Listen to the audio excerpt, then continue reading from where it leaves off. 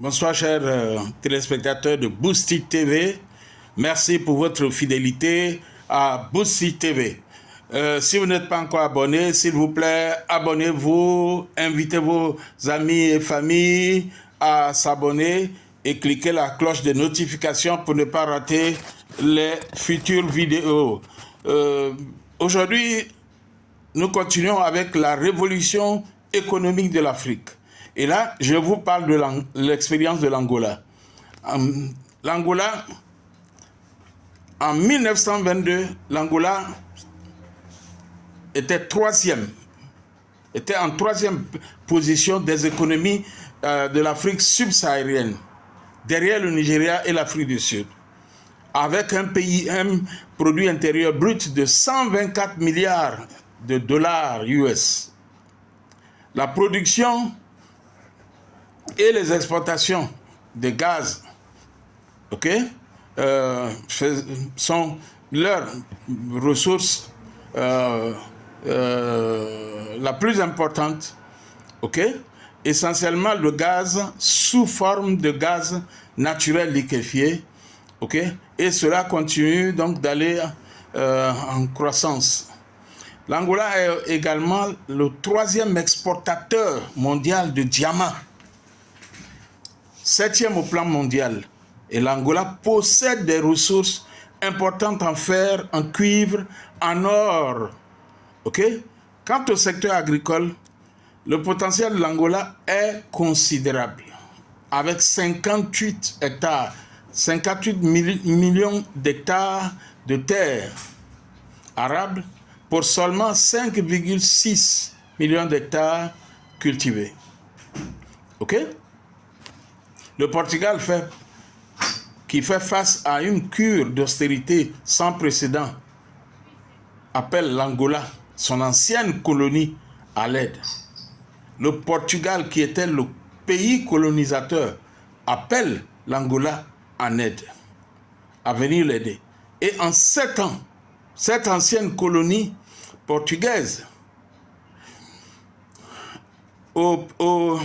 cette ancienne colonie au potentiel économique exceptionnel a déjà multiplié par 70 ses investissements dans le pays, c'est-à-dire au Portugal. La banque angolaise BIC a ainsi offert d'acheter la Banco Portuguese de Negocios pour 40 millions d'euros. Vous imaginez ça? Une banque africaine, comme par exemple NCA ici, ou certaines des banques du Nigeria, qui va en Europe pour acheter de grosses banques européennes. Mais c'est ce que font les Chinois. La révolution économique africaine doit commencer, et dirais-je, a commencé, et nous ne devons pas demeurer en reste. En septembre, une compagnie angolaise avait déjà acheté le plus gros fabricant de meubles portugais. Vous imaginez ça? Ce sont des choses qu'on ne pouvait pas imaginer, auxquelles on ne pouvait pas penser il y a quelques années. Des échanges qui s'expliquent par des liens historiques étroits entre les deux pays. L'Angola n'a obtenu son indépendance qu'en 1975. Après des siècles de colonisation. Mais en Afrique de l'Ouest, la décolonisation, c'est dans les environs de 1960-1957, pour ce qui est du Ghana. La croissance des investissements angolais au Portugal est exceptionnelle.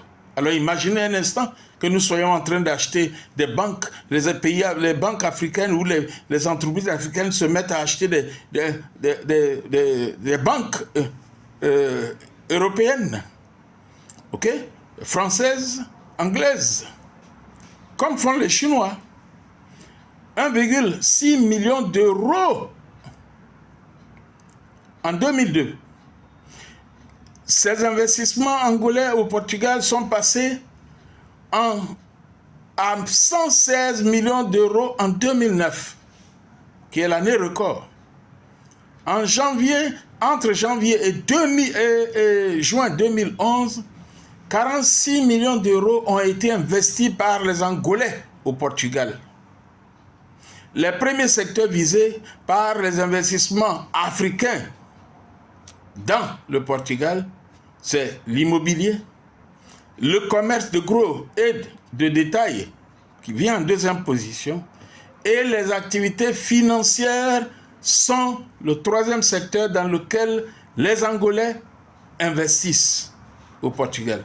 Chers amis, la révolution économique de l'Afrique a commencé et nous devons continuer de penser qu'est-ce que nous pouvons faire. Le monde est en train de changer et nous ne devons pas laisser le monde changer et nous imposer ce que nous devons être. Nous devons commencer à réfléchir et agir pour que nous puissions avoir un impact. Aujourd'hui, le Portugal fait appel à l'Angola. Je serais heureux de voir nos compagnies, nos sociétés aller investir dans ces pays. Investir dans des secteurs importants. Nous, il y a eu inversion. Nous les avons laissés venir investir. Et même dans des secteurs stratégiques. Ils nous attendent. Ils veulent nous voir venir poser des actes. Nous ne sommes pas moins intelligents que les autres, ceux qui nous ont colonisés. Ils avaient peut-être la force financière. Aujourd'hui, inversons la situation. Si cette vidéo vous a plu, nous parlerons d'un autre pays la semaine prochaine. S'il vous plaît, abonnez-vous, cliquez la cloche de notification et invitez vos amis à entendre ceci. Le temps de la révolution économique de l'Afrique est arrivé. Toi, ne demeure pas en reste. Tu dois y participer. C'était Boussit TV. Boussit TV, voir autrement, percevoir autrement et agir autrement. Nous allons tous agir autrement. À bientôt. Bye bye.